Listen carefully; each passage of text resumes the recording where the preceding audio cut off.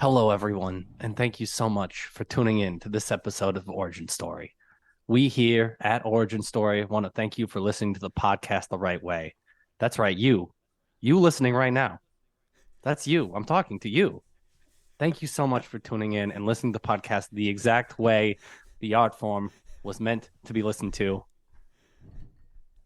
Enjoy the show. Where is the ideal form? Is it hunched over the bathroom with the iPhone mic right up to your ear? Is that what we're looking for?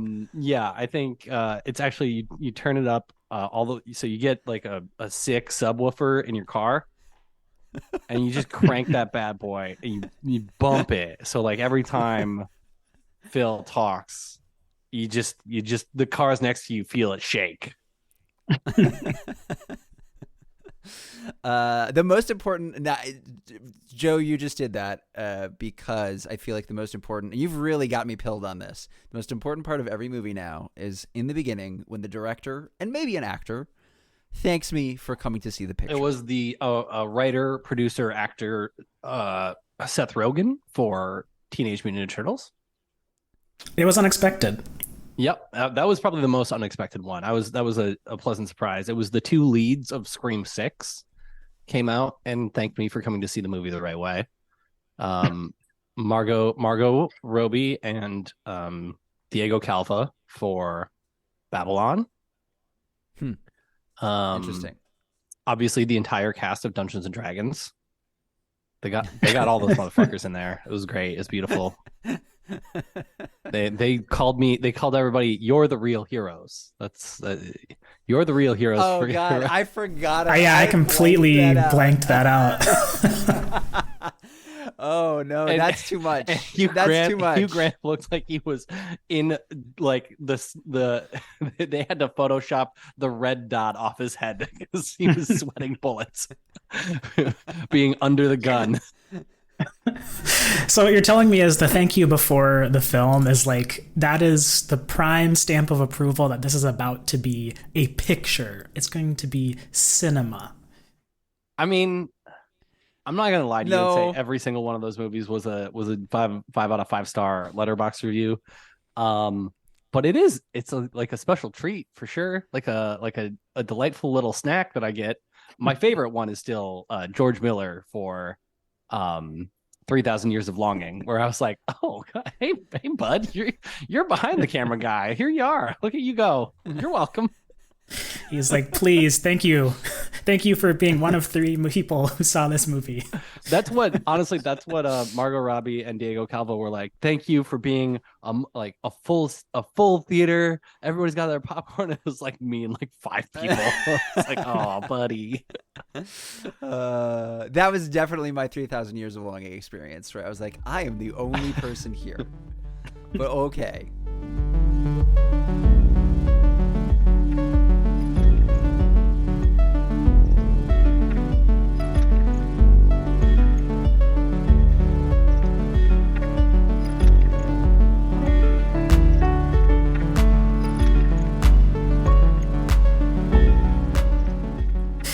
Well, as you all heard at the top of the show, we have Joe Ostrander, the creator of the Joeys, as you have been eagerly anticipating the 2023 edition to come out. This is Origin Story Study Hall.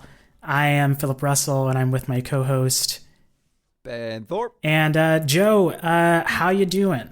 I'm doing good, man. Yeah. We kind of ripped this one off. But yeah, thank you for having me again. I'm glad to be back, ready to talk about some more movies.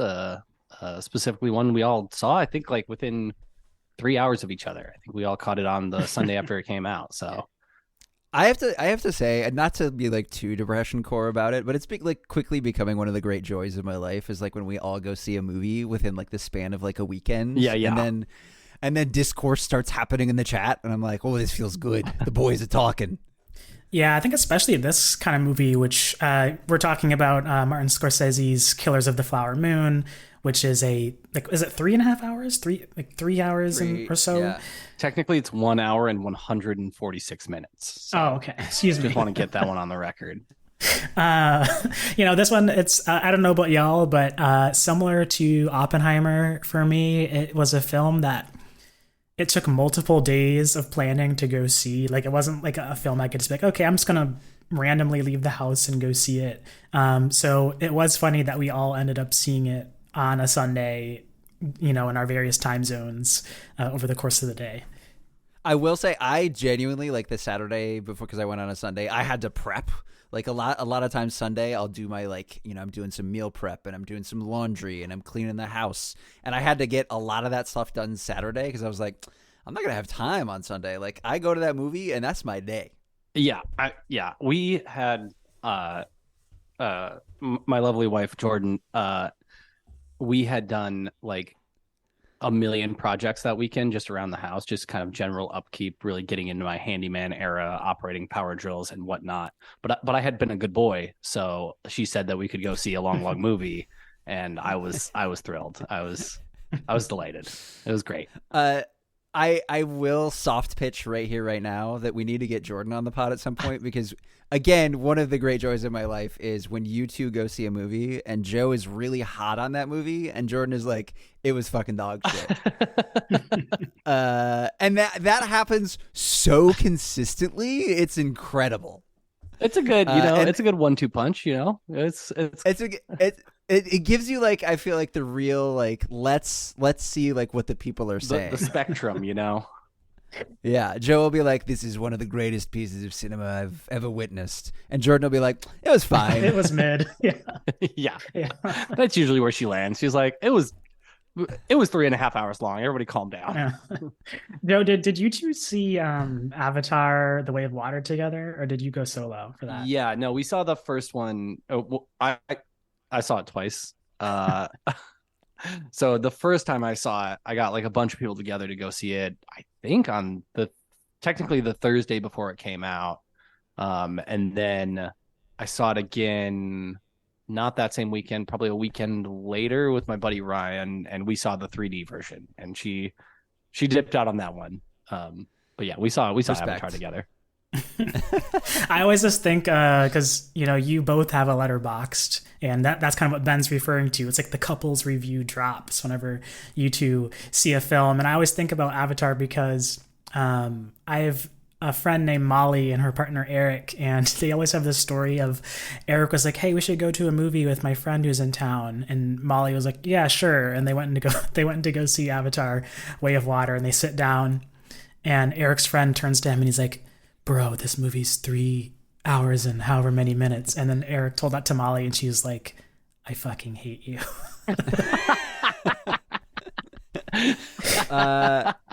Also, I just went to double check, and I'm not seeing a Jordan letterbox for Avatar. She might not have had one at the time of release for Avatar. Okay.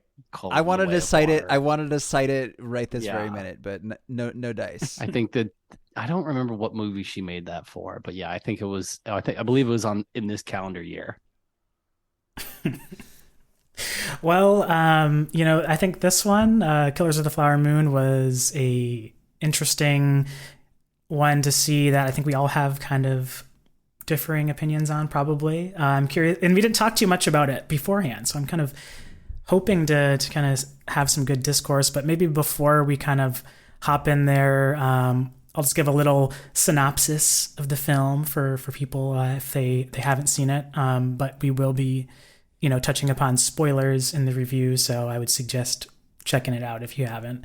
But Killers of the Flower Moon, it's the latest film from Martin Scorsese. It's an epic Western crime drama set in the 1920s in Oklahoma and follows the real-life history of the Osage Nation gaining immense wealth after the discovery of a large oil deposit on tribal land. The tribal members had retained mineral rights on their reservation, and white settlers sought to gain their wealth and moved in to the area. The film focuses on the lives of Ernest Burkhart, played by Leonardo DiCaprio, and Molly Kyle, played by Lily Gladstone, and a series of murders of Osage Nation members and Molly Kyle's family specifically over a series of years by the hands of Burkhart, his uncle William Hale, played by Robert De Niro, and a variety of other white settlers who conspire with them to take their wealth. I'll let y'all jump in first. How about Joe? Just kind of general thoughts before we get into any specifics. How are you feeling going into this movie? First reactions after seeing the movie? Yeah, I mean, I was pretty excited. Marty knows how to make a picture. I like Leo. I like, Leo, Robert. I hadn't seen a lot from Lily Gladstone. I still need to see First Cow. That was like her big indie drama that she did 4 or 5 years ago or something. But yeah, it was very exciting. I knew the runtime was going to be long, but I was excited that Marty was getting back in theaters because The Irishman was obviously straight to Netflix and it just doesn't hit the same way. So I was excited to see a Marty in a theater. That was my main draw. But yeah, I liked it a lot. Had a lot of fun. It was pretty long. That's you feel the runtime, but I liked it quite a bit. Ben, how about you? So I made the crucial error of having a crisp beer right before like the start of the movie. And if there's one thing that you need to know about me, my bladder, it's not that big. You know what I'm saying? And so I ended up taking multiple pee breaks. And I went with 2 coworkers, and the running gag that was hilarious to me and not very funny to either of them was I would come back and I'd be like, guys, I just looked at the time. We just made it through the first hour. And I would do that at like hour 2, hour 3 mark. Just be like, hey, we still have a lot of movie left. Like there's a lot of movie to go. And I think like I really enjoyed the movie. We'll get into it. I think that I kept feeling like, boy, I actually feel like in some ways this is like penance for there's a similar movie that I feel like is in conversation, which is Oppenheimer. Oppenheimer, I felt like the editing was like really sporadic and felt like it was like there's over editing. And then with this movie, I was like, oh, I'm sitting in these scenes for maybe too long. Where it was like some scenes, it was just like it really felt like I was like, oh, I am in this. We were at this table and we are eating dinner with this family. Like that's just got to be happening, and you're not escaping. And so, yeah, I feel like a good movie. I have some complicated feelings about it, but overall, Marty does his work. Yeah, I kind of going into it, I don't know if it's just that I was kind of reflecting on the films that I'd seen in theaters prior to this point, and by and large, they've been on the longer side. Like we mentioned earlier, Avatar 2, Oppenheimer. Both of those, I think, are at least 3 hours. Maybe Avatar 2 is a little bit less. Obviously, this one's 3.5 hours. So, like, kind of going in, I definitely was a bit worried about the runtime, but also like really excited, like similar to you, Joe, just like seeing a new Marty in theaters. That's hype. And I planned accordingly. I got my water. I got my popcorn. I peed before the movie started. I peed again after the first couple of previews. I was respectful given the history that was about to unfold on screen, that I ate all my popcorn before the movie started, to help soak up some of the liquid I drank prior. And I don't know, I felt like I was, a 14-year-old at Golden Corral. I was eating that shit up. The runtime did not bother me. Yes, I think you were the hottest on it of us, which I was a little surprised by because I just expected. Usually I'm like, well, this one's cinema and everybody needs to listen to me and I'm going to talk at you guys about it. But you were very, very positive. I was excited to see that. Yeah, we can kind of just start getting into it, but just general thoughts. I just felt very engrossed in it. Like I didn't, similar to what you were saying, Ben, with usually I'm checking the time in these kind of long movies. I didn't really do that in this one. I felt very like engrossed. I didn't mind that, the length of scenes and things like that.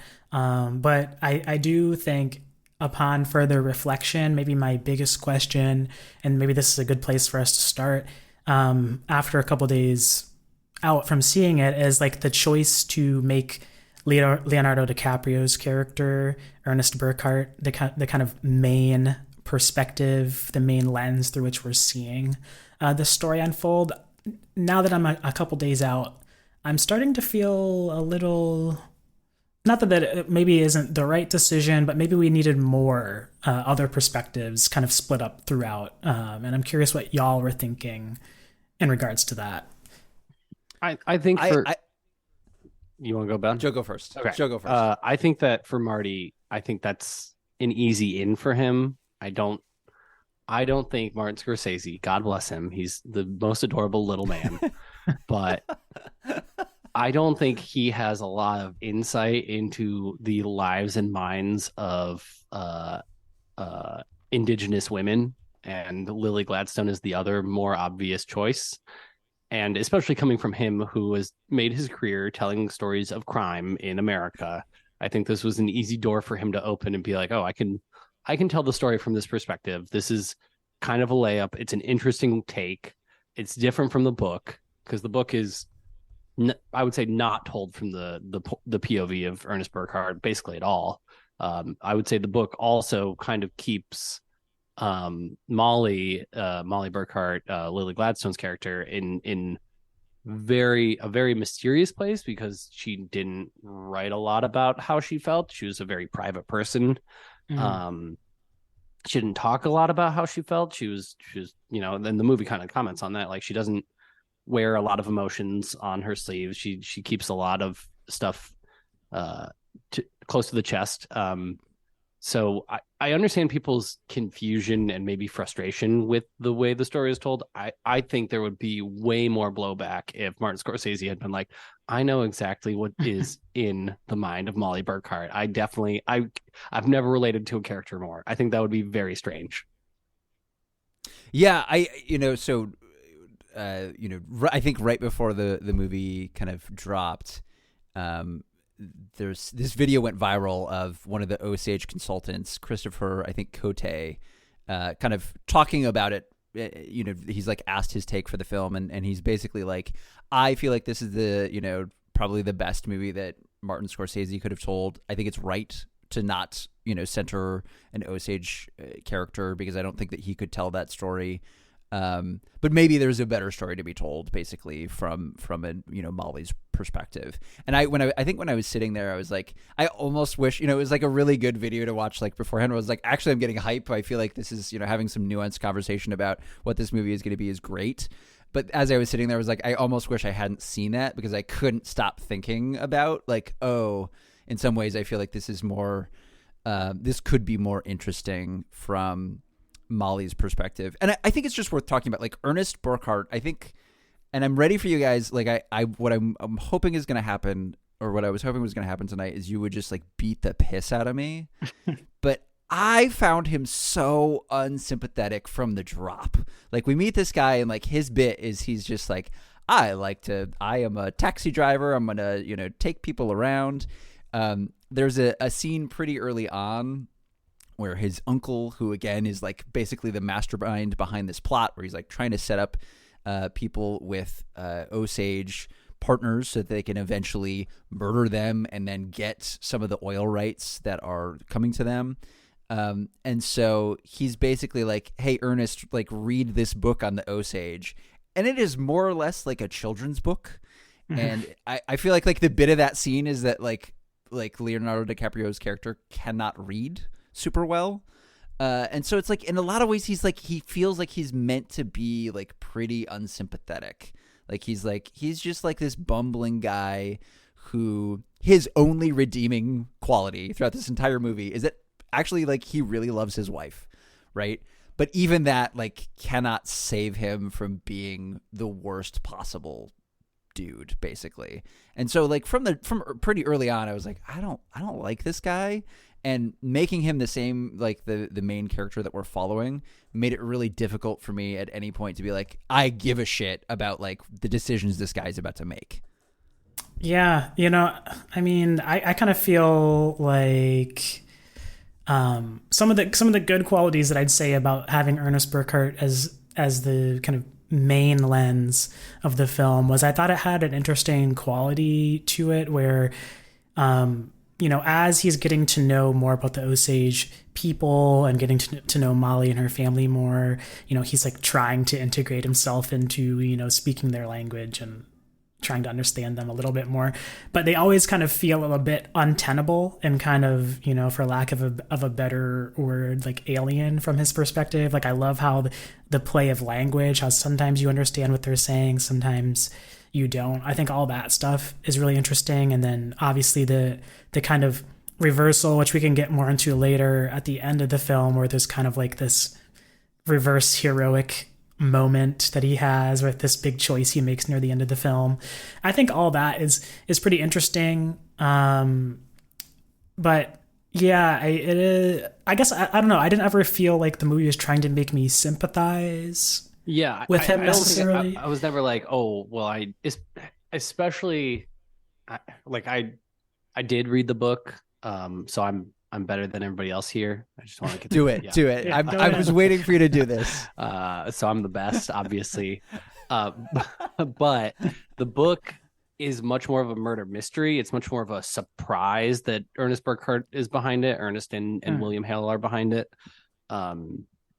They're like mentioned early on, and then most of the book takes place from the perspective of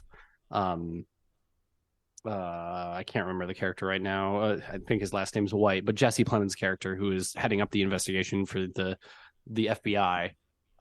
He is the central part of the entire second act of the book.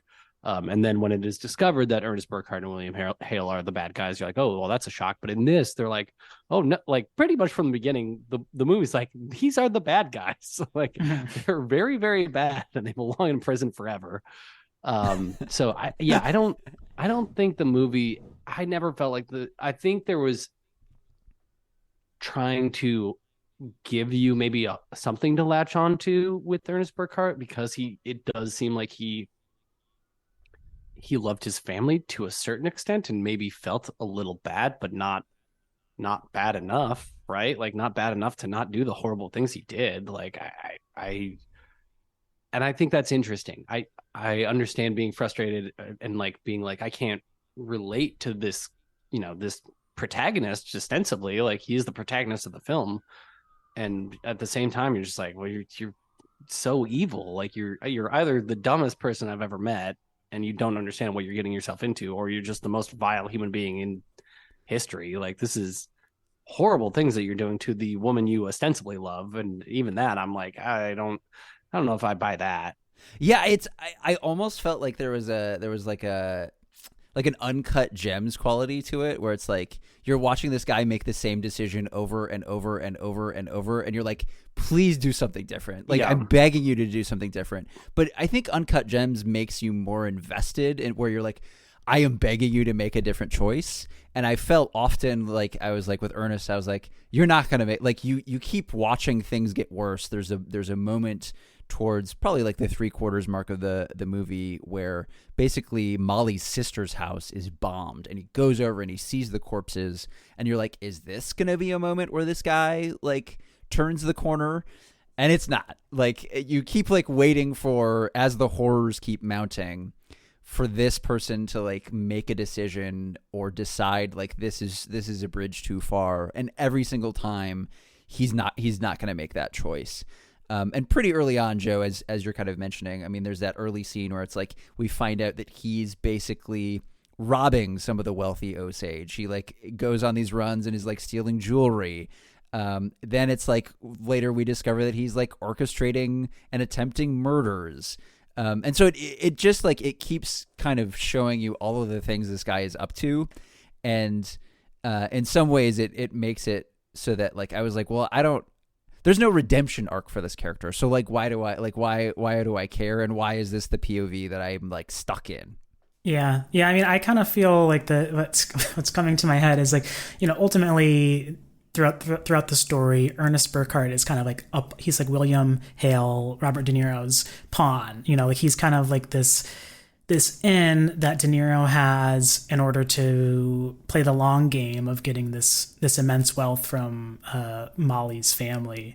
But I think kind of something that the movie did well to me, and I think maybe this speaks a little bit to your point of like sympathizing with him, Ben, is I think for one, since the movie's so long, it's kind of hard not to start rooting for the person you're watching for the entirety of the thing. But I think he 2.5 hours in, you're just like, please stop being so dumb, stop being stupid, Ernest. But I think like maybe one of the beautiful aspects of the film is that even pawns have agency. Like Ernest has choices he can make. Like there's that one scene early on where he goes over to Molly's house for the first time, and I think this speaks to a lot of what the film gets at about his character. Is like he's talking about how much he loves her and he likes her, and she's kind of like, no, you like money. And I think like throughout the entirety of the film there's these constant moments where he kind of wants to be the good guy but ultimately chooses to be the bad guy, and we see that play out time and time again, all the way up until the point where he lies to Molly in that final scene that we see with them at the end of the movie. Right, and we should say, I mean, like this is a character who, again, I think we're given the perspective, or we're told in some ways, maybe he really does love his wife, but when Robert De Niro's character is like, hey, we need you to start like giving your wife basically poison, low dose poison, he's like, okay, I'm gonna do that, and so like there's just no point where it's like this guy's not gonna make the decision to like do the worst possible fucking thing that's on the board. Yeah, 100%. I mean, I think conversely, I just wanted more and more of Lily Gladstone in the film. I think like I don't know if this was just like an aspect of the editing process, or I was reading that, Marty had a bunch of consultants and they kind of added sequences in that weren't initially in the film, like in the script at least, when they kind of consulted with Osage folks. But the film kind of has a strange quality, though, I will say, where like it's not completely from Ernest Burkhart's perspective. We get these moments of interiority from Molly, and also we get scenes from her perspective when she kind of goes on different excursions kind of outside of his view.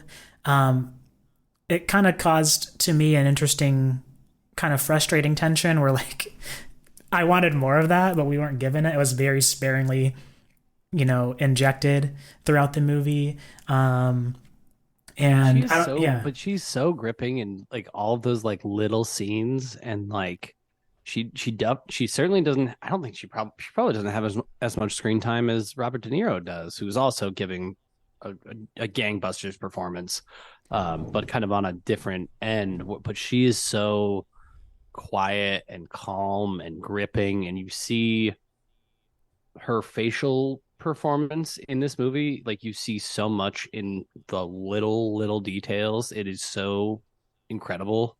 I totally understand wanting to see more.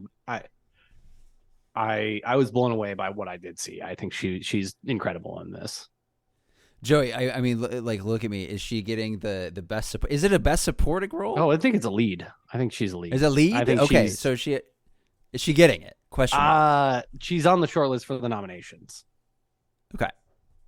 That's all I care about. As is De Niro. De Niro, this is maybe my favorite De Niro performance I've seen in a very long time. This is he's so evil, but he's also so like charming. Like he's so charming. He's so charming. The scene where he's like puts himself forward to the prison, and he's like, I guess I'm wanted. And they're like, what for? He's like, murder of all things. You're just like, okay, look at this. Look at these guys. All right.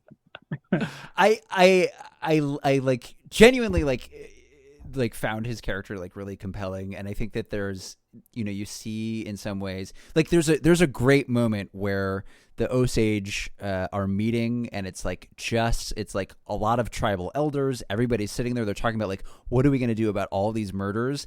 And Robert De Niro is at that fucking meeting. And so it's like they keep being like the white settlers, all these white guys are like coming in, they're messing stuff up. Like, this is the problem. And then the camera like keeps like cutting to Robert De Niro sitting there, and you're like, that's the fucking guy. Like, what are we doing here? But he put so much care into learning the language. Also, I I don't know why, but like there were choices made about when it's translated and when it's not. Yeah, when there are subtitles and when it's not. Yeah, and Robert De Niro, whenever he's like trying to speak the Osage language, it's not translated, and I didn't understand. Like, I wonder, like, what's going on there. That is interesting. Okay, I didn't notice that. Yeah, I also noticed that because I mean, so the theater that I went to for some reason, whenever I go to this theater, it's like one of the local art house theaters down the street from me. They have like 2 days in the week where they have closed captions that are just like they play it with the movie. And for some reason, whenever I go, it's those days. So like I saw this movie with closed captions. So like it was extra apparent to me. I'm trying to see closed captions on all the movies. Like that sounds perfect for me. So like, yeah, I mean, it wasn't obtrusive in any way. And I think that probably pointed out what you're getting at to me, Ben. Like I also noticed moments where like I was doing that, but I wasn't exactly sure. Yeah. Like you said, like what to make of it. So I don't know. Yeah, I know. Like Steve, my good friend Steve, basically never has subtitles in his movies, like kind of famously. But I don't know if Martin's ever done that. I haven't seen Silence. Have you guys seen Ben's a slut for Silence. I'm a big old whore for Silence. Yeah. What a good picture. Yeah. Are there subtitle choices in that one? Boy, it's been a while since I've seen Silence. I believe that there are subtitles in that movie. I'm trying to think what else he's done that would even. Hugo might have some. The only thing I can think of is it's just like Marty's like, listen, this guy's lying, and that's all you need to know. You don't need to know this guy's a bad guy. What he's saying. He's just talking shit, and so you don't even need to know the details. Just know that he's talking shit. Right. Yeah, I mean, I think another aspect that I think Ben you touched upon, I'd be curious what Joe you think is. Speaking of the length of the film, thinking about scenes that kind of went on too long, or like there's a version of this film that maybe is a bit more briskly paced. I'm curious, just kind of, there's a lot that Marty throws in there, from just like grounding us in scene, like early on with the car race when we're first introduced between Ernest Burkhart and Molly Kyle, to the Tulsa massacre kind of segment that's in there. I'm curious, just like if you could just dig in a little bit more to maybe some of your misgivings with the length of the film. That's a good question. I found the first like hour to be pretty slow. I think that's where I was feeling, honestly, that's where I was feeling the runtime the most. I was like, oh, all right, there are things to be done here, guys. I thought the last, like, honestly, I thought the last 2.5 hours were pretty tight. Like, by and large, I was fully gripped. Especially like, I think once the house bombing happened, I was like, okay, now I'm fully locked in. Like the front third of the movie, I was like, we could probably tighten this up a little bit. And I was talking to some friends, and they mentioned like, well, that like makes his, like, Ernest's betrayal so much worse. Like, the fact that this courtship did happen, he did seem to care about her at some point, like beyond her money. Like there was possibly something there. And I was like, sure, I guess. I think, like we were saying earlier, like, I don't know if I fully buy into the idea that he ever fully loved her, but I think, and I did love the car race was great. I mean, that's just like, come on, you gave Martin Scorsese $200 million and a bunch of cars. He's gonna shoot them. Like, let's go. But I think honestly, I didn't have an issue with basically the entire back 2.5 hours. I think the first hour could have been a little tighter. That's where I was like really rubbing into stuff. Yeah, and it was tough because I think like there's some of that stuff that I think is really well used. Like, I really loved the bit when it's like going through, you get the black and white reel of here's how the Osage are like using all this money, and like all of the kind of decadence, and you see them in like these really nice suits, and you see them with these like really expensive race cars, and like that stuff like kind of rocks. Like, it's just like cool. But I think that there are other parts of it where I'm like, man, that just, even that scene where De Niro is kind of introducing this book and being like, hey, let's have this conversation about your time, fighting in the war. That scene was so, I was like, I am in the chair having an uncomfortable conversation with my uncle De Niro. And boy, howdy is this conversation going way longer than it should. I fuck with that though. Like, I mean, I think for me, I love it. I love that you love it. I love that you love it. Yeah, like I mean, I mean, honestly, I think like what it is for me, and I don't know if it's like it's me as a black person watching the film, and like I think having a different experience in that I didn't read the book, so I didn't really know anything about this history. It's like from the jump, seeing some of that, the kind of real footage, Ben, that you're talking about. And some of just like the daily life of the Osage people and this incredibly, opulent, extravagant kind of lifestyle, seeing white servants, at their beck and call. Like I was just completely engrossed. And it's like nothing you've ever seen before, not just because of like you're seeing white people in a subservient role in America, but like specifically seeing indigenous people kind of existing in this very kind of metropolitan, essentially, kind of backdrop. I feel like, if anything, the film like has the right to just revel in that for a bit. I don't think anybody up until this point in any kind of major cinema has seen something similar.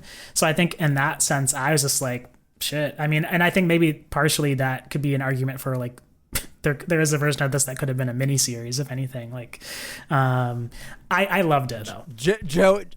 Joe is trembling with rage. I don't like that. But that's a fair take. I like that take quite a bit. And actually, we talked about a little bit, but like they mention in the book very briefly the Tulsa thing, but I think the movie did a much better job of like comparing like what happened there and what's happening in the Osage community, which I think is a good thing to point out. Like a very easy be like, yeah, white people do not like it when minorities start getting power, and they are pretty rude about it. Yeah.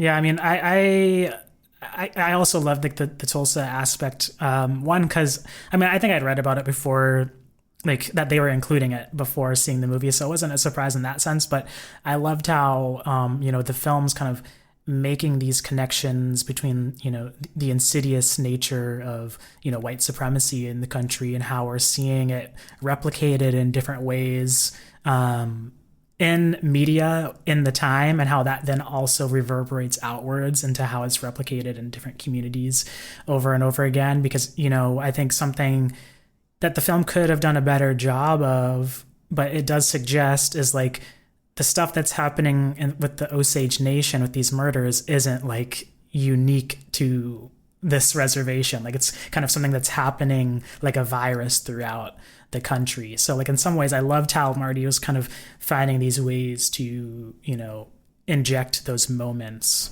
throughout. Yeah, the KKK at one point are just vibing. They are just vibing in that town. Yeah, that like, scene where okay. Leo's like, hey, Paul or whatever his name is, like, are you going to be at church on Sunday? He's like, oh yeah, I'll be there. Like, oh, see you there. It's like, oh, see you there, buddy. You're like, oh shit. Okay. Oh no, this is all bad, huh?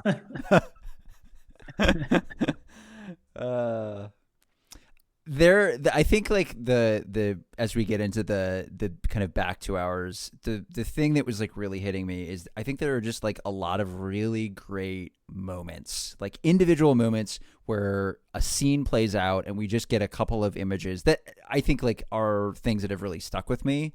I think the movie does a really good job of showing you that in some ways, hey, like the uncle is wealthy, he gets people to do his bidding, and so like even the fallout from the murders lands on like the poorer white guys who have been like talked or coerced into doing this. There's a really great scene where the FBI shows up at this like guy who is living, he has like, I think we learn he has like 7 kids, and there's just a scene of him, I think he's like scrubbing something, and the FBI guy shows up and he's like, hey, and you're like, oh no, like here we go.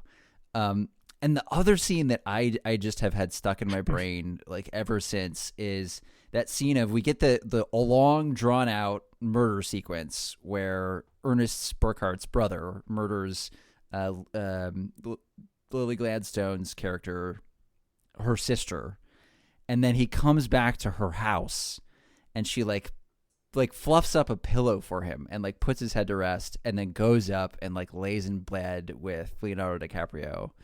And that whole sequence is like just, I think, the closest this movie gets to just like fully gut wrenching and just like fucking awful, where you're just like, I feel so like horrible and fucked up for just like watching that sequence. And I think like there are a couple of those moments and those payoffs where I'm like, this is to me where like Marty is just like doing his best work, where you're like, just a scene, a moment where you're like, the whole thing feels like it is carried in, you know, the weight of it is like right here in this couple of seconds. Yeah, that scene was, that was great. It was nuts. Yeah, that's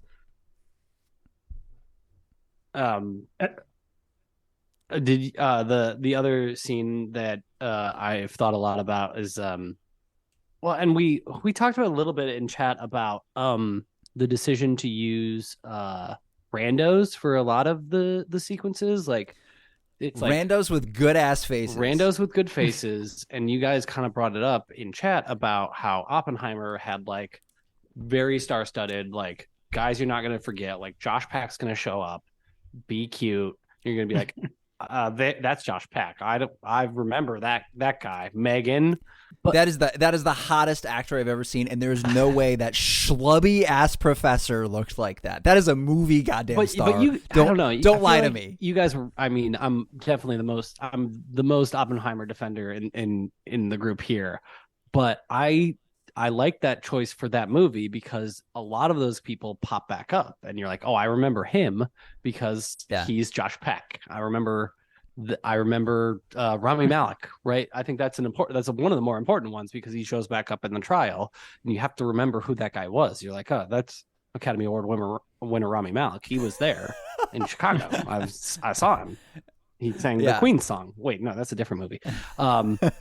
But in this, I think it's nice to have randos because you're not always, occasionally you'll pan back to them and you'll be like, that guy's got the good face that I remember.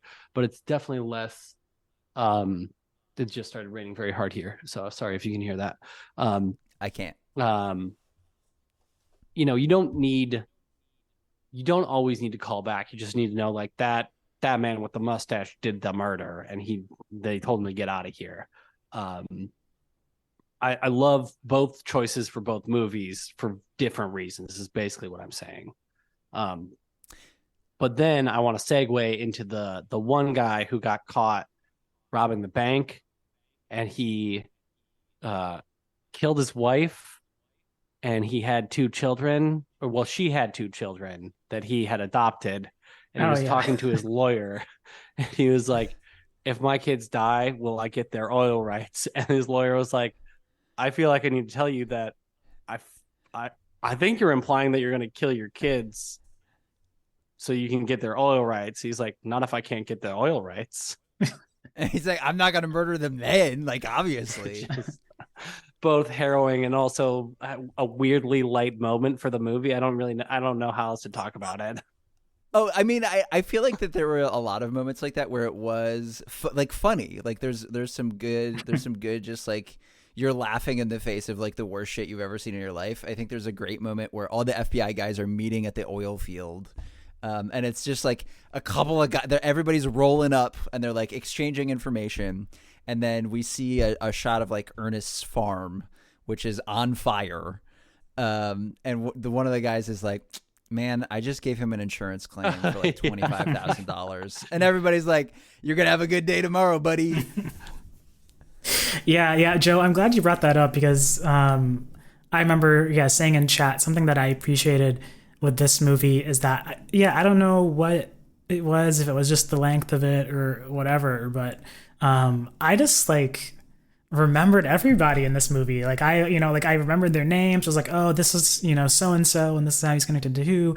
So like, I'm usually not that way in movies. Like I know who like the person is that I'm watching, but I don't remember like the character's name and whatnot. And I don't know. It's funny. This movie in some ways feels very like open world game to me, and like I feel like I'm like a Red Dead Redemption 2 pilled from playing so much of it with my partner, but it has that quality of like, here's kind of this tangent, we're gonna like, go off on this little side quest to watch this one white racist guy kill another person. Like it doesn't like just stay directly on this linear narrative. And I think that kind of lends itself to these moments where like the one you just talked about of like the guy who's like gonna maybe kill his kids for their money.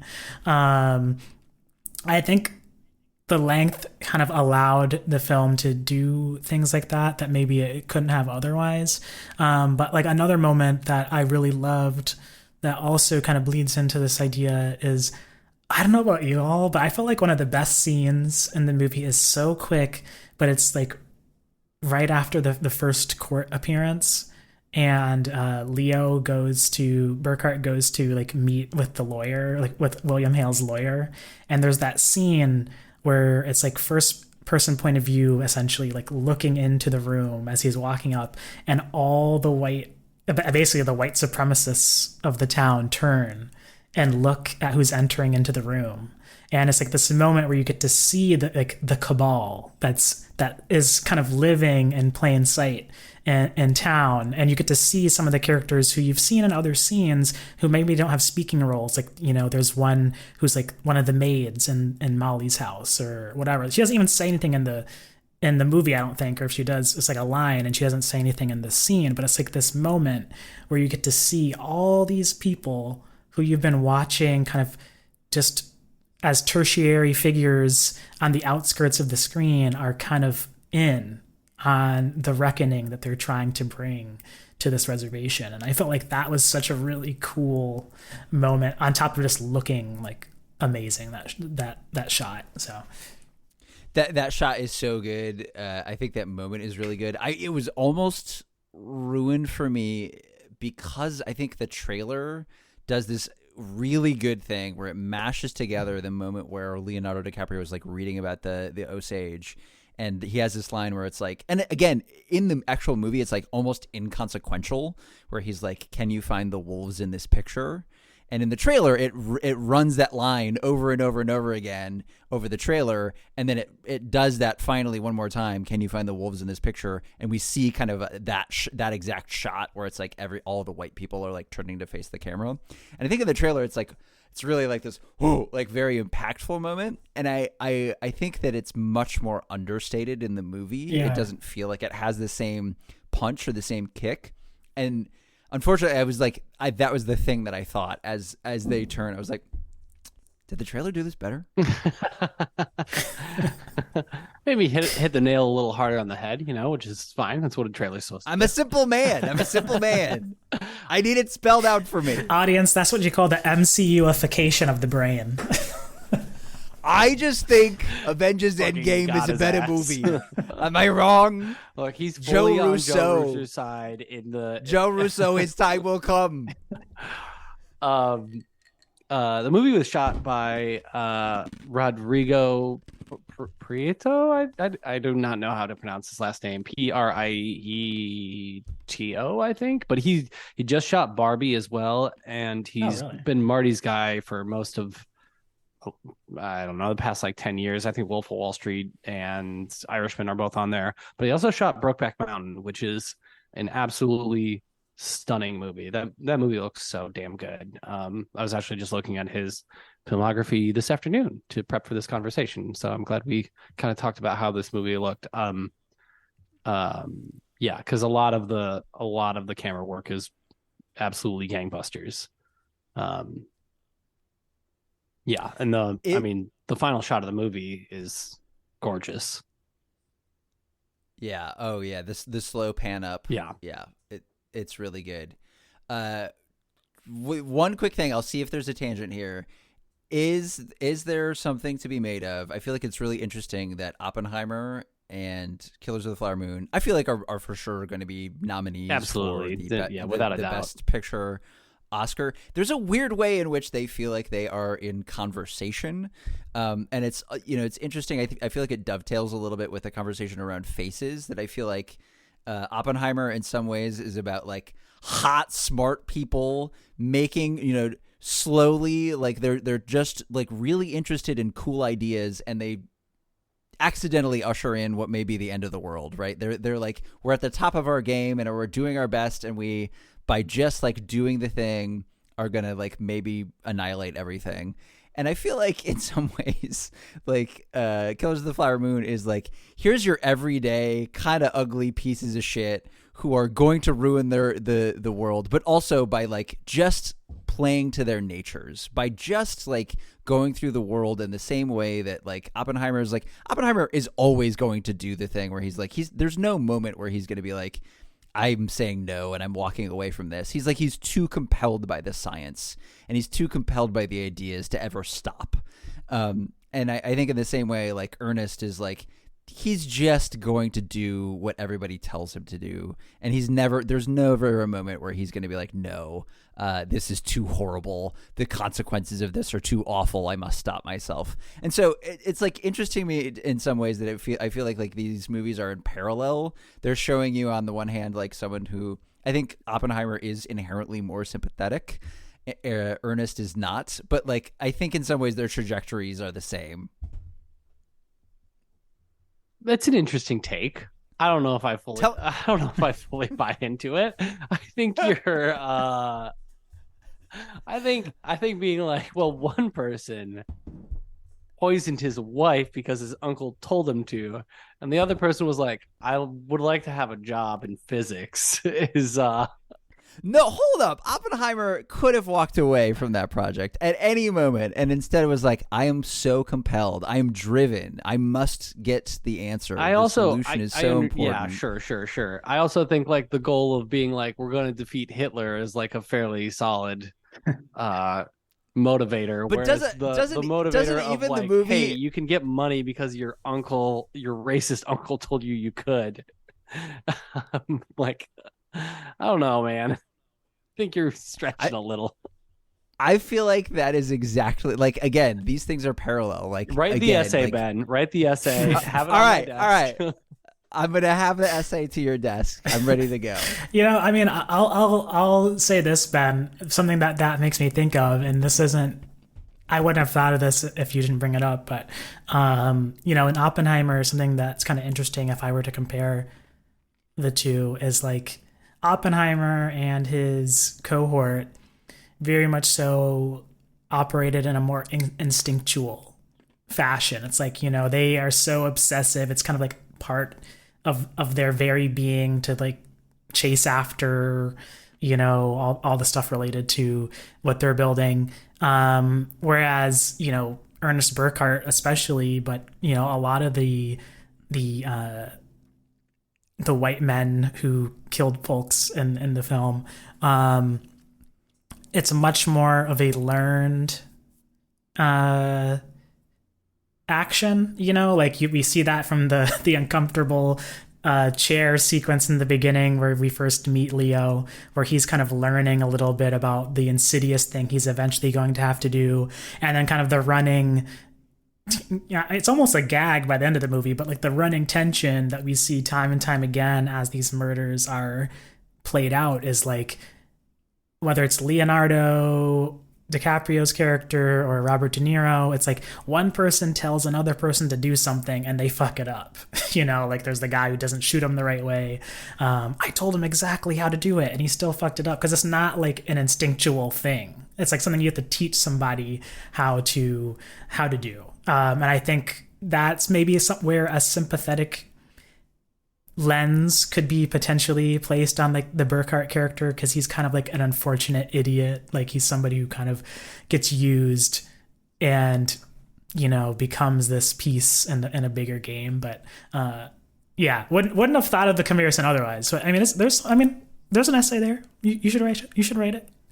I have to. my target audience is just convincing Joe. That's all I care about. I think okay. I don't think there's nothing there. I think probably the lens maybe you should go at it from is like the idea they're both intrinsically American stories, right? One, however, is like I want to build something. I want to make science beautiful, and I want it to, I want to do amazing and incredible things, and pull the thread that unravels the universe. And the other is like I love money, and I don't care about anything else, and I will destroy everything in pursuit of that. Like I think the motivations behind William Hale, I think actually the scene where he burns down his farm is so good because you're just like, oh, these people like. Have you guys seen Fall of the House of Usher? Have you watched that yet? No. Haven't. No, you've been posting things in chat to try to get us to, but it's very good. But there's a scene where this investigator's having like most of the show, the entire show is like the interview between this investigator who's been chasing down this businessman, and then the whole show is flashbacks basically outside of that conversation. But there's a point where he asks him like would it ever have been enough? Like would there have ever been enough money? And the businessman's like, no. Well, like of course there wouldn't have been. Like what? There's no number. There's no amount. It's more. I want more. I've always wanted more. I'll never not want more. And I think the scene where Robert De Niro burns down his farm for insurance money is like so telling to what capitalism does to people's brains, where it's just like I will destroy whatever I want whenever I want. It doesn't matter to me. It doesn't matter who I hurt or what property I damage, or if people need the cows that are on my farm, or if the cows would prefer to be alive, I don't care as long as I get more money. And there's no number that I will be happy with. I don't care if I have to kill people, if I have to kill animals, if I have to destroy property. I do not care. I'm a blight, and I only know how to leech. Like I think that that is a very American story, and that was my big takeaway from Killers of the Flower Moon. Yeah, and I feel like this dovetails really well with like the end. Ernest has this moment where he tries to set the record straight. I don't know. He's like trying to oppose his family in some ways. He's given this heroic moment where he stands up to his uncle Robert De Niro, but then we're given this scene afterwards where he sits down with his wife, and his wife is basically like, "What were you giving me in the insulin? Like, I know that something was up," and he can't admit to it, and she leaves him. And even in this moment, it feels to me like he cannot be regretful. He just doesn't have the capacity to like really experience regret. There's this look that Leo gives to the FBI officer who's like in the room for this conversation that to me is almost him being like, can you believe this? Like, can you believe that I'm being accused of? And it's like, yeah, dog, because you like 100% did it. Like yeah. What, even at this moment, like it's impossible for you to like truly grapple with like everything that you've done. All right. Is this a good moment to talk about the ending? I feel like we got to talk about the true crime ending, because that fucking ruled. It was awesome. This American Life ass ending. Yeah. How about Ben set us up with kind of, this is if the rest of the film is a pretty, boots on the ground, here's ethnographic at some points look at the Osage Nation, and in addition to this, singular story that tries to be like as, respectful and like researched as it can be. I think the one kind of more auteur moment happens at the end with this kind of magic trick or whatever you want to call it, this twist that Marty does at the end. How could you set us up with what kind of happens after the moment you just described? Yeah, so the movie I think shows us the end of this court case. Again, Leonardo DiCaprio's character is like basically helps his uncle go to prison. Is like, this is the guy who orchestrated all of this, and then we cut to what is essentially a live radio play. And I think we're told in some ways that it is put on by the FBI or it's sponsored by the FBI. And so announcers are telling us what happened to all of the different characters, all of the different people who were a part of this crime, quote unquote, crime drama, and it's treated like a crime drama. And so we're given almost in the same way that I think like normal, historical biographical movies will have like the black and white, like, text on the bottom of the screen, like, here's what Billy did, like years after his time on the Titans. It's that, but it's like, instead of giving us that, it's framed as a radio play. And so we're given kind of, here's what happened to each of these characters, culminating in a moment where Martin Scorsese comes out and announces, this is how Lily Gladstone's character like ended her, this is how her life ended. And I think in a lot of ways is really kind of drawing the punctuation mark on, the crimes in some ways were not like solved to satisfaction. On her gravestone, there's no mention of all these murders. She died young. I ended up like looking this up afterwards. I think she died before Leonardo DiCaprio's character. For sure. Yeah, she died of got out of prison. She died kind of young. Yeah, she died of what did she have in the movie? It's a disease. People still have it. What's diabetes, it called? didn't she? That's diabetes. That's what it's called. Shut up! Somebody edited that out. Oh, I'm leaving that in. Shit. Yeah, she died of diabetes. Yeah, she died, I think, well before Ernest Burkhart. Yeah, Molly Burkhart died well before Ernest Burkhart died, and she died before. I think she died before William Hale died. Because William Hale died in a nursing home at the age of like 80 or something. Like lived another like 20 years. Like it's and very sad that like these people. He went to prison for some amount of time, like not, I think like 3 years is what they said, something like that. Not very long. And Ernest Burkhart did a little bit of time, and then the book kind of does talk about his relationship with his children, like after the fact, and it was not good. Yeah, one of the bits from this like radio play is, we learn that Ernest Burkhart and his brother like basically shared beers in the trailer park down the road from this town, like not long after, he does prison time. And so, in some ways I feel like that section is meant to, where the section before I think is almost like a justice was served. The FBI showed up and solved the case and everybody went on their merry way.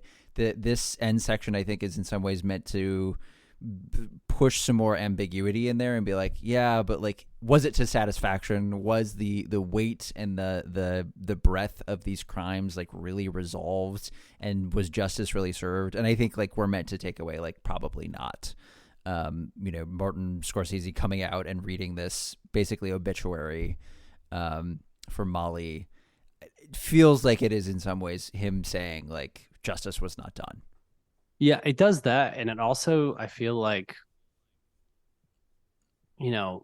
kind of takes to task a little bit the, true crime podcast nature of a lot of just like, I think it's easy to, I have friends who are like, I love true crime. You get your serials and your last podcast on the left and you're like, oh, listen to all these murderers, these serial killers. They're so interesting.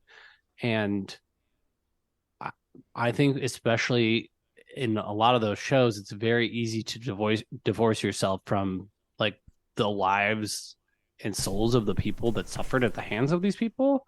And I think this did a good, like this movie was so ingrained in what it was doing to the community. And then kind of points out that like, hey, this is kind of something that you might like listen to while you do the dishes. And what like, is that good? Maybe that's something to think about. Like, is it a chill time to like listen to a 5-part series on the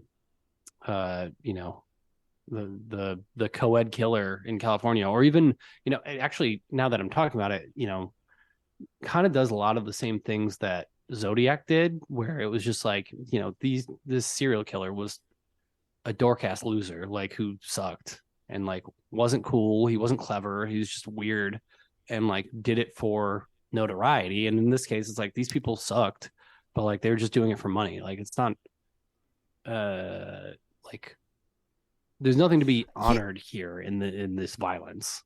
Here's my question though. Is there a way in which this is Marty like trying to get ahead of some criticism? I think that there's some ways in which, you know, the movie does feel like a gangster epic, right? Like we're given, you know, the ins and out of the crimes, like the different ways that these guys are, you know, talking to each other and trying to set up these sometimes often poorly these murders. And so I don't know, is there a way in which it's him being like, I want this to be more than just a crime drama. You know, you have witnessed more than just that, and it's him trying to get out ahead of any criticism on that front.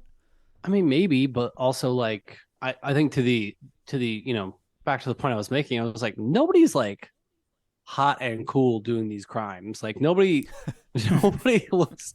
I'm not like, oh boy, I'm gonna be Ernest Burkhart for Halloween. He's so sexy. Leonardo DiCaprio had to wear weird fucking teeth for this. He's illiterate. I don't racist. want that. Like it's a bad combo. Like, I it's probably part of that. Like that. I think there's not zero truth to that, but I think he did a fairly good job, even if you remove that sequence of being like, no, these people fucking sucked and did a bad job, and they're not cool or clever. They're racist and they can't read.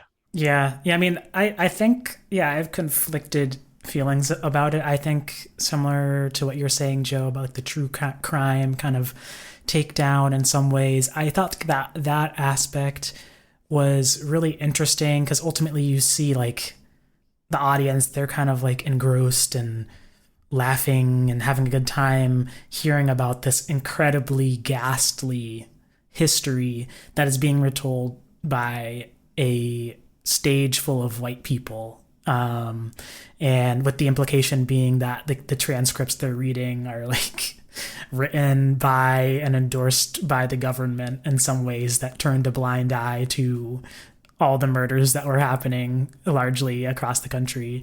I felt like that was really unexpected. Like I don't think you could go into this movie if you didn't know anything about it and like imagine that's gonna be kind of where it ends up. And in that sense, I felt like that was really fascinating that he kind of found that way to connect it to the present day. That being said, I was expecting that because I going into the movie, I did hear that like, you know, like there's the tweets about like, you're not going to believe where the ending goes, you know, like those kind of tweets. It did remind me of like Tar and Fabelmans, of like endings that you're not going to see coming, that like kind of shatter the fourth wall and like are kind of a mic drop. Like, I did not see where the ending was going to go. Yeah, and I felt like, in that sense, you got me. Didn't expect it, but I guess I also was anticipating that there would be more at the end that was in the present day. Like I thought there was gonna be something where it's like flash forward and we're seeing some kind of commentary on how this ripples to the present. And I feel like if I were to compare this to another, you know, project that was helmed by a white man but also had black writers on the team, it's like HBO's Watchmen. I feel like how that handles the Tulsa massacre, it was a lot more inventive to me in terms of like it showcases the horrors of what happens, but it also kind of really digs its heels into the generational ripples that then has on the families that are affected by it. And I think that's kind of what I was hoping the end would have something to say about, because it did feel kind of bad to me that, like, you know, we have that final scene in the between Leo and Lily Gladstone in that courtroom, and then like we just kind of get like a little cliff notes, like like Ben, like you were saying, like the documentary, here's where everybody is now, without actually seeing it. I kind of just wished that there was something I will see the book does, like, the entire last third of the book is present day, like the author trying to do more research into what was happening with all these murders and spending a lot of time with the Osage community and Molly and Ernest's grandchildren. I did honestly, I kind of touched on it a little bit earlier when we were talking about the shots in the film, but it's not. I think it was a very smart decision for Martin to not leave himself as a last shot of the film. That would have been probably a little tasteless at best, because the last shot of the film is the drum circle. And to me, that felt modern day. That felt, because the entire movie, you hear Robert De Niro saying, like, these are sickly people. They're not going to be around forever. We're just going to kind of shuffle them off, and like nobody will ever miss them. And you kind of hear that line a few times, like, oh, they're going away. They're going away. They're going away. They're going away, from a few different characters. And then the last shot of the film felt like present day, like, and they're in their drum circle. And I got so much perseverance and hope out of that. Like, they were like, they said at this entire 3.5 hour thing that we were going to be gone. And here we are. We are still here. They could not shake us off. And we will continue to be here. So, not exactly like a, reckoning of what happened, but like certainly like hopeful, which I really appreciated. Yeah. Yeah. Ben, how about you? How did you kind of feel? I mean, you summarized the end, but like, how are you feeling kind of, now that you're like a week out, like thinking about how it ends and where it ends up?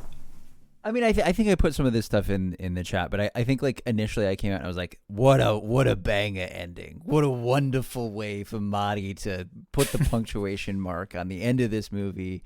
I think like him coming out, like, the two coworkers that I saw the movie with were both like, wow, like he wanted to come out and like put his fingerprint on that ending and make that point. I was like, yeah, like that really was impactful. But I think as I sat with it, I was like, I felt like in some ways it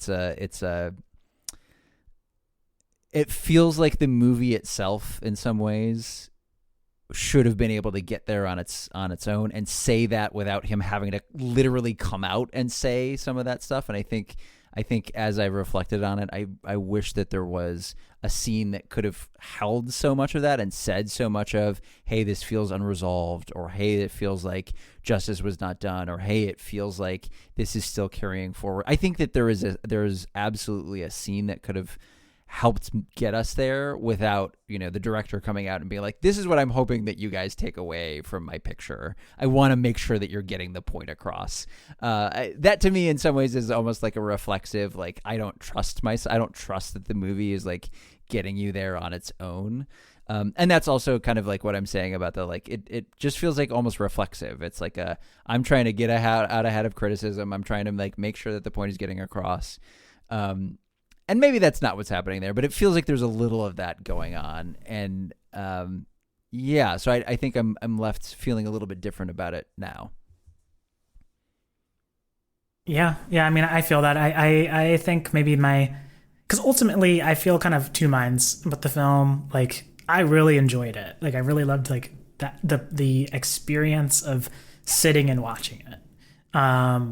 But then when I think about it more critically, yeah, there is a level. If anything, I almost feel like it's a bit too, like, when you read something or watch something where like you can feel the author or the creator like trying to cover all their bases and like make sure that they don't step out of bounds in any fashion. And that like it's really well researched and like there's all of it's buttoned up. I kind of felt that way with this film. Like, it feels a little, like I said earlier, kind of ethnographic in that sense, where it's like, I'm not really gonna say anything, but here's kind of like what happened. And then at the end I'm gonna say a little something. But I almost wish that it was a little bit more daring at points. Yeah.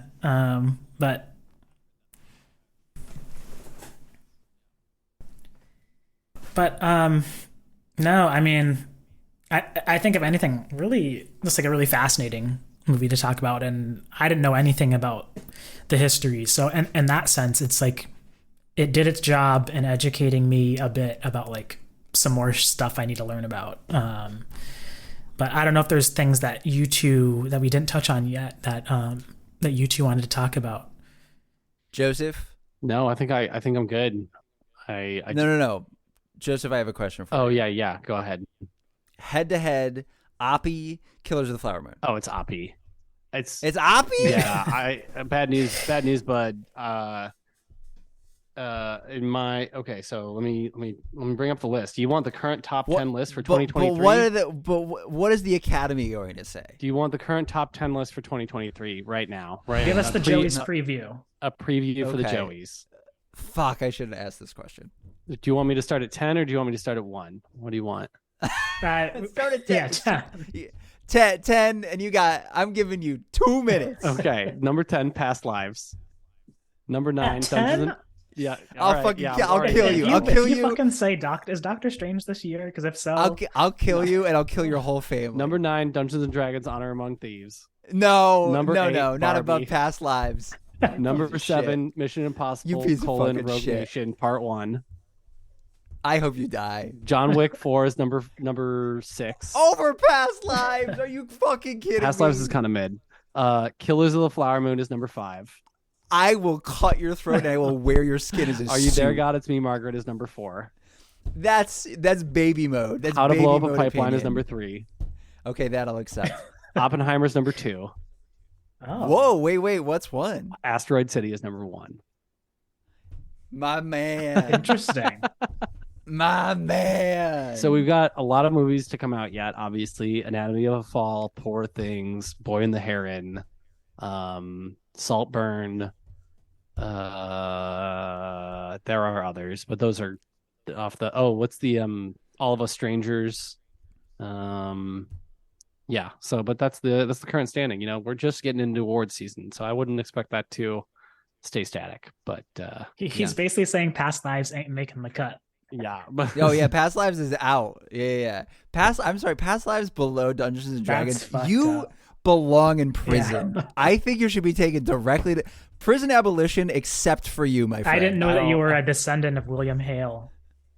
Oh Jesus! Oh my God! Okay.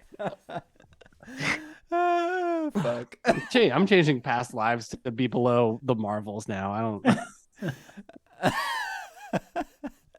Joe, this takes me to my next question, which is how much of your list is just to troll Phil and I? Because sometimes I'm like, I feel like the designation here is being made. No, if that was true, Oppenheimer would be number 1. Calm down. That's true. That's true. Well, I can agree with you, Joe, that I did enjoy Oppie more. Okay. All right. I'm not alone. Yeah. Wow. But yeah, I think that's gonna wrap us up for this episode of Study Hall. You can expect to hear Joe back again before the end of the year to talk the Joeys 2023. And there's a lot of movies that I think we all want to see, these last couple of months. So there could be other episodes dropping down the line. More like Sloppenheimer. Got me. Thanks for having me again, guys. This is a lot of fun. Are we gonna have to? When do we have to start paying contributor fees? Is my question. I don't know. Just I don't know. Post my letterbox in the show notes for now, and we'll be chill at Osty Ghosty on Letterboxd. I'll send you a pizza. I'll take a pizza. Hey, I'm never gonna turn down a pizza. I'll Venmo you money to get you a pizza. That's just paying me. So yeah. It's like a long walk for a ham sandwich. Okay, I guess you're making a good point. And with that, we will catch y'all here on the next episode.